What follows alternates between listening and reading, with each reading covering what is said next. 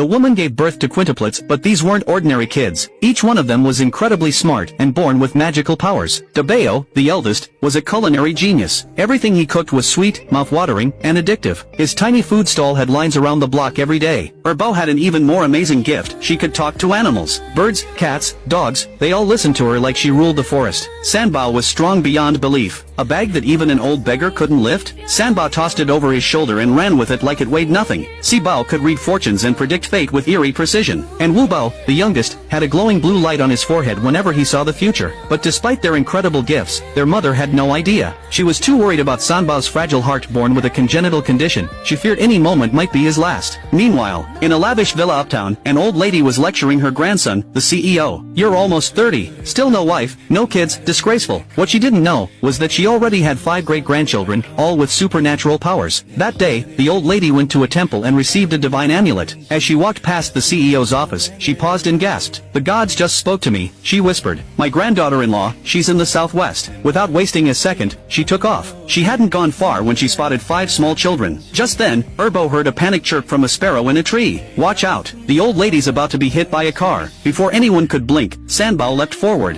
and with a powerful kick, sent the car flying off course. The old lady froze, eyes wide in disbelief. Sanbao walked over calmly and helped her up. Then she saw his face, and her breath caught in her throat. He looked exactly like her grandson did as a boy. Could this child be? Meanwhile, Wubao's forehead began to glow. A vivid image of the CEO, their father, flashed in his mind. Before he could say anything, their mother panicked. "Hide! Don't let anyone see you!" The kids were confused. Why didn't mom want them to meet their dad? Suddenly, Wubao collapsed, drained from the energy it took to see the future. Sibao quickly calculated his condition. He's overdrawn his spiritual power. He needs rest. But then Sibao looked up. "I'm going to find our dad and bring him home." He followed his magical compass straight to the CEO's company, but the guards stopped him at the gate. That's when he spotted a delivery truck and an idea struck. Minutes later, he popped out of a cardboard box in the CEO's office. "Daddy," he shouted. The CEO froze. His assistant nearly choked. Sibao looked like a perfect miniature version of the CEO himself. The CEO scoffed. "I don't have a son." Sibao calmly pulled out a strand of his hair. "Then run a DNA test." The CEO, curious, handed it to his assistant to process. But Sibao wasn't done. "My mom's downstairs being bullied. Aren't you going to protect her?" Sure enough, downstairs, the woman was being humiliated by a scheming ex-girlfriend. She'd been forced to mop the floor in heels, and when she resisted, the schemer stomped on her hand. Employees gathered to laugh at the scene. Furious, the woman slapped the schemer. "You think you can treat me like this?" The woman shouted for security. "Hold her down." Just as things were about to get worse, Sanbao burst through the doors. With one precise throw, he knocked the stick from the woman's hand using only a pebble.